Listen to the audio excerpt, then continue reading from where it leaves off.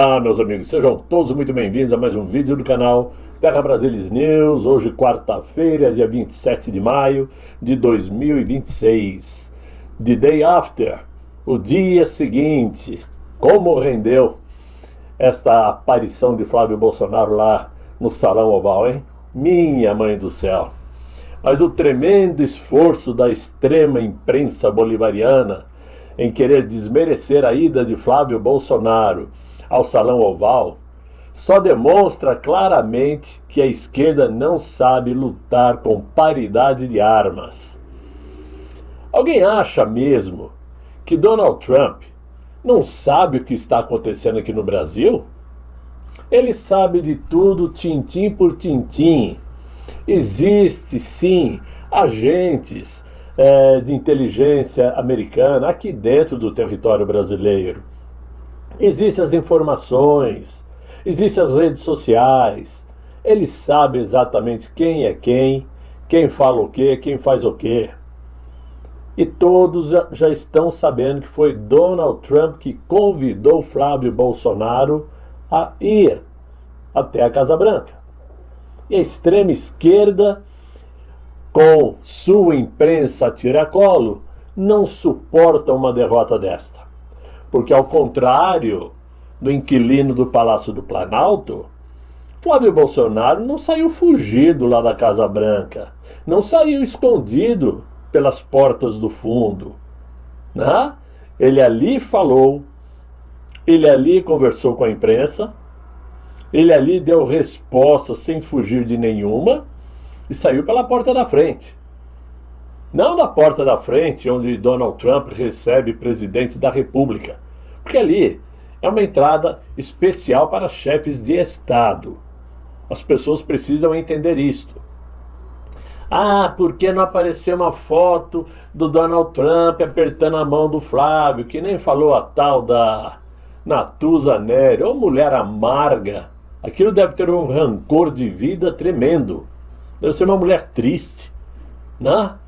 É claro que Donald Trump não deu aperto de mãos para não dar ênfase de que ele esteja, de alguma maneira, preparando um apoio claro a Flávio Bolsonaro. Coisa que nós sabemos que ele vai apoiar, sim.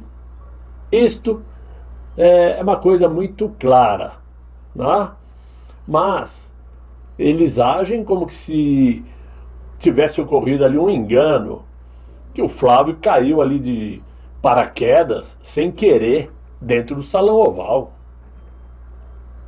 A Natuza Neri teve a cara de pau de dizer que quando saiu a foto em primeira mão, ela dizer que ainda não sabiam se aquilo era uma foto real.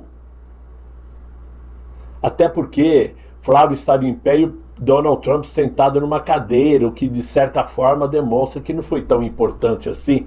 O que essa mulher tem na cabeça? Um grão de ervilha? Ela queria que o Flávio estivesse na cadeira do presidente Trump e o Trump com 80 anos de pé do lado dele. Essa mulher perdeu o juízo, comeu minhoca quando era criança achando que era miojo lamen.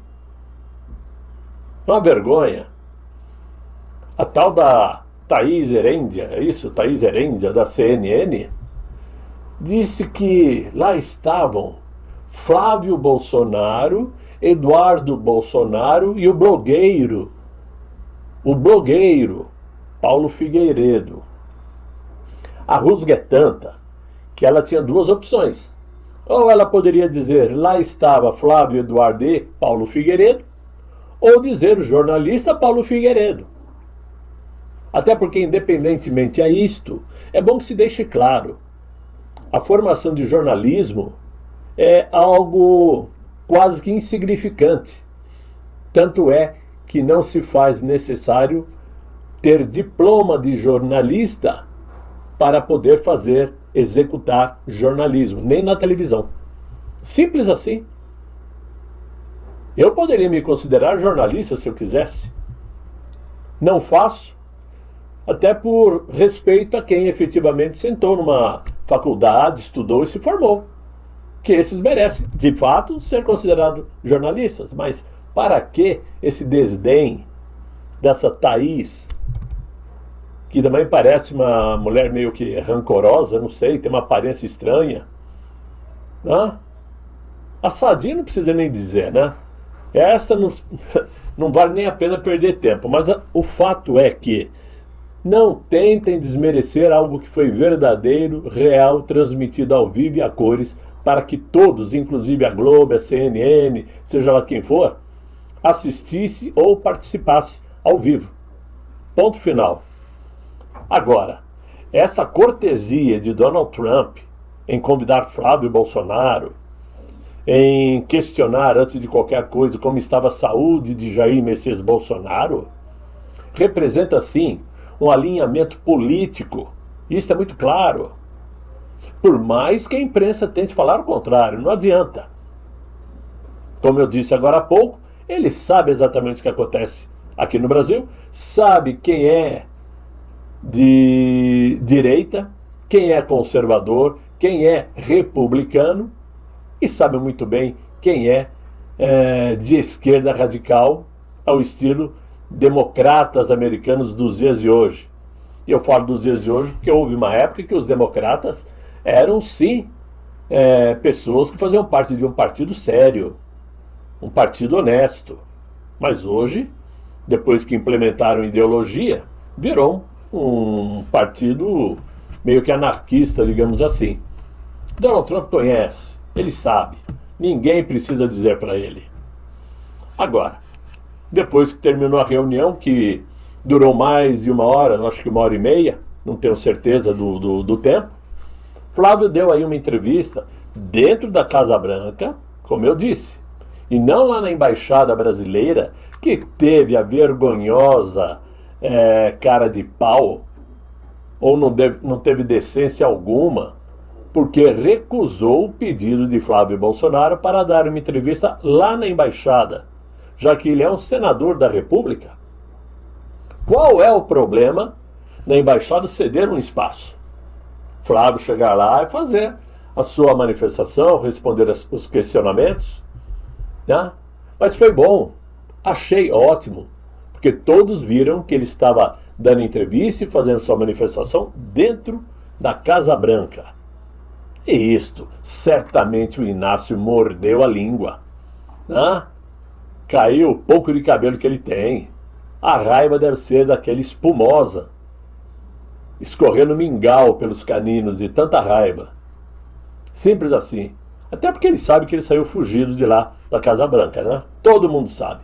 Eles não querem admitir, mas nós sabemos o que aconteceu. Senão ele teria aparecido numa foto oficial, teria feito uma declaração lá mesmo. Mas a história conta e o futuro vai mostrar isso para todo mundo. Agora, o principal, meus amigos, é que esta ida de Flávio Bolsonaro até o Salão Oval, o salão de Donald Trump, tem um poder muito mais forte do que a simples aparição de uma fotografia e a simples notícia de que lá ele esteve. Por que eu falo isso? Porque essa presença do Flávio ao lado de Donald Trump desanima por completo a ideia de se criar uma terceira via aqui no Brasil. A ideia de tentarem querer emplacar Romeu Zema, que não vai sair de 4%, está arriscado até ter menos que 4%, e do Ronaldo Caiado, que anda dando uma de bom moço, como disse ontem, que garante que no segundo turno, se ele não for eleito no primeiro, se ele não passar para o segundo turno, ele vai dar apoio total ao Flávio. Essa conversinha é para inglês ver. Quem conhece Ronaldo Caiado não compra essa conversinha. Então, a presença do Flávio lá ao lado de Trump derruba a possibilidade de uma terceira via e polariza muito mais direita contra esquerda. Flávio Bolsonaro contra o Inácio. Né? É como se o Flávio tivesse dito ontem o seguinte: eu consigo estar aqui dentro do Salão Oval. E você, Zema? Você consegue? Tente para ver o que acontece. A resposta vai ser não.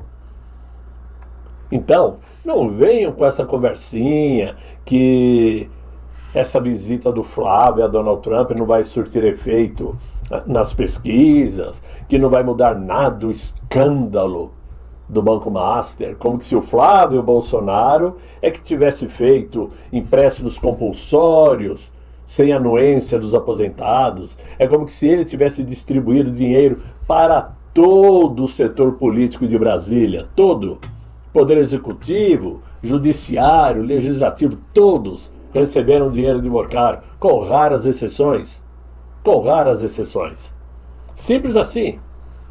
Agora, para tentar, digamos, desqualificar a viagem do Flávio, a imprensa, né, cala, faz aquelas notinhas de canto, e quando é mais incisivo, é para tentar desqualificar, deslegitimar a figura do nome Bolsonaro, que é o que conta.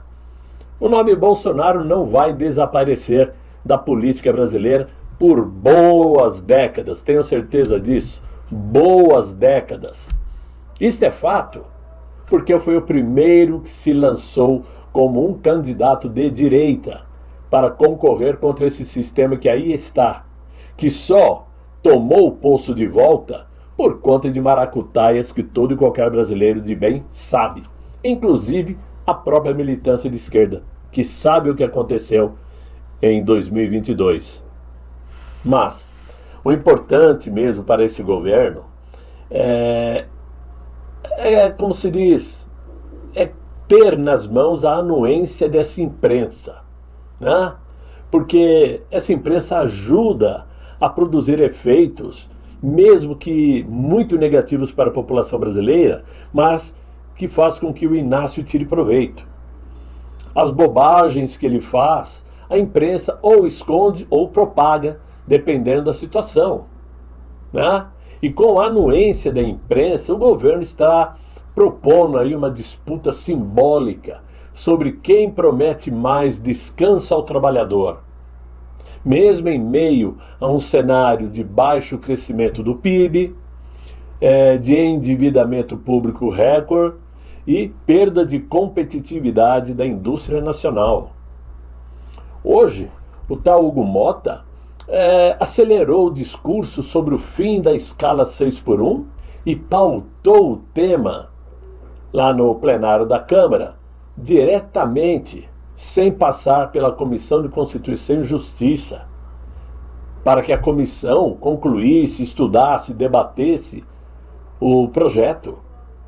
O que mostra claramente que o PIX caiu na conta. Mas isso é fato. Por que colocar em votação direto no plenário sem passar por uma comissão para debater e estudar a situação? Para terem certeza de que esta diminuição de carga horária não vai prejudicar o Brasil? Pior, que essa proposta ganhou ainda mais força, principalmente quando o líder do Partido Liberal, Sóstenes Cavalcante, que me desculpe, mas é outro banana de mão cheia, já não bastou aquela situação onde fizeram uma espécie de pequena greve na mesa da Câmara dos Deputados e depois ele foi pedir desculpas? Mas o Sóstenes Cavalcante anunciou que a sigla vai votar o fim da jornada 6x1, mas defendeu primeiramente um modelo ainda mais ousado. Olha só a ideia de Jerico. Uma jornada de trabalho 4x3, o que deixa claro que é impossível saber se ele realmente tem cérebro para propor uma coisa dessas. Será que ele acha que está vivendo em Londres? Né? Será que ele acha que vive num mundo supremo? É maluco, só pode ser maluco da cabeça. Se bem que não existe maluco do pé, né? Mas que seja. Mas o detalhe que chamou a atenção é que o próprio PL, né, do qual Sóstenes Cavalcante faz parte, anteriormente havia proposto uma emenda que ampliava o teto semanal de trabalho para 52 horas. O que mostra que eles não possuem a mínima ideia do que estão fazendo. Primeiro, eles tentaram ampliar a carga horária para 52 horas por semana. Depois disse que vai voltar sim a escala de 6x1, mas quer primeiro debater uma escala de 4x3. Que maravilha, hein? Trabalha 4 dias, descansa 3. E assim, o Brasil vai à bancarrota.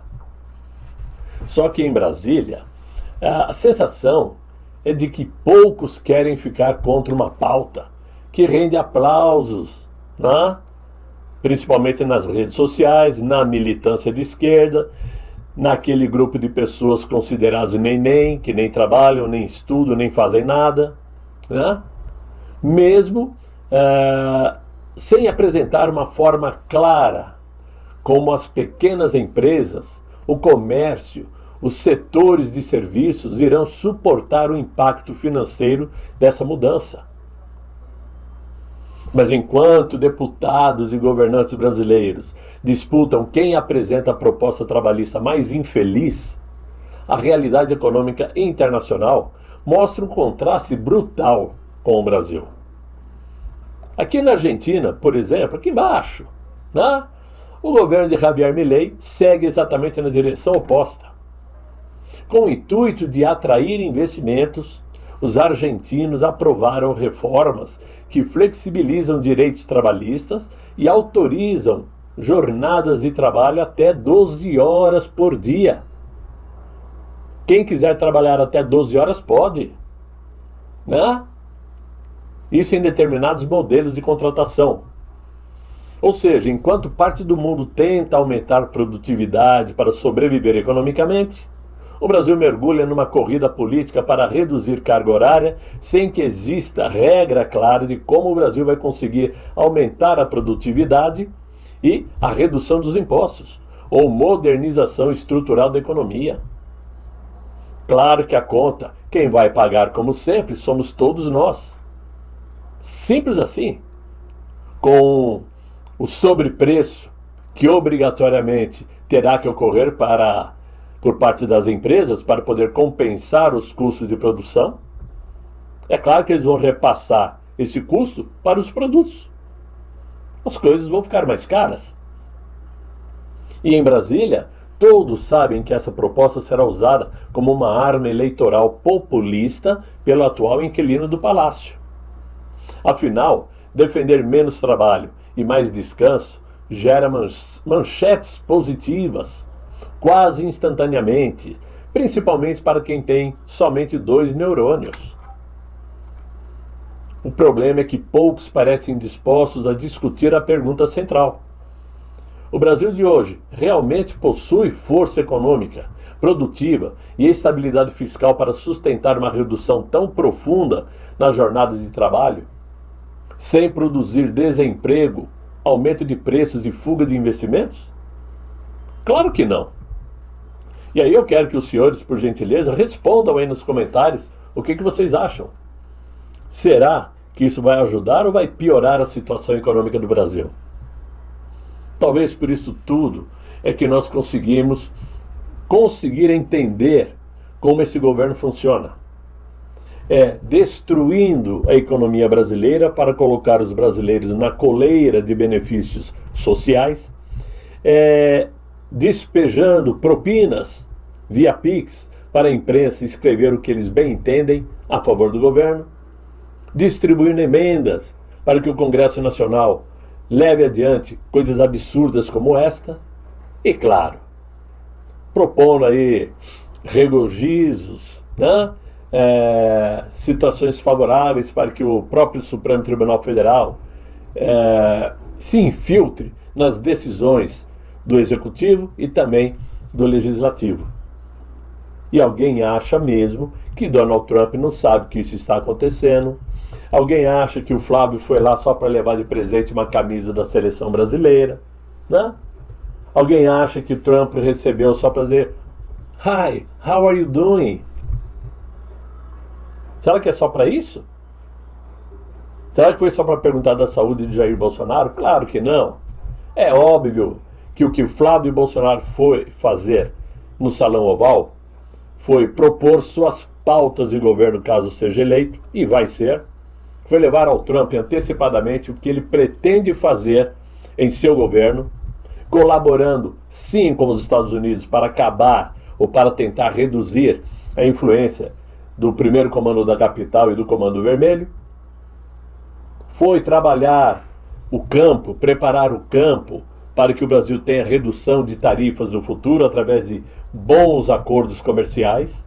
É isso que o Flávio foi fazer. Ele não precisa pedir ao Trump apoio, ajuda para sua eleição. É uma ajuda que virá automaticamente.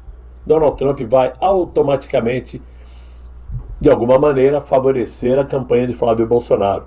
E logo, nós vamos ver essa situação política eleitoral do Brasil mudando de cara. Podem ter certeza. Até porque, né, tá difícil de sair essa delação premiada do Vorcaro. O tempo está passando e a chance dele comer cana mesmo para valer está cada dia mais alta. Ou ele abre o bico, ou vai assumir a bronca sozinho. Será que ele quer? Deixa aí nos comentários a opinião de vocês. Mas, meus amigos, é o que eu tinha nesse vídeo para trazer a vocês. Espero que vocês tenham gostado. Se gostaram, claro, deixem os likes, se inscrevam no canal, chamem seus amigos para me acompanhar aqui no Terra Brasilis News. E eu espero voltar amanhã com um novo vídeo, se Deus quiser. Ele há de querer. Fiquem todos muito bem, fiquem com Deus. Tchau, tchau.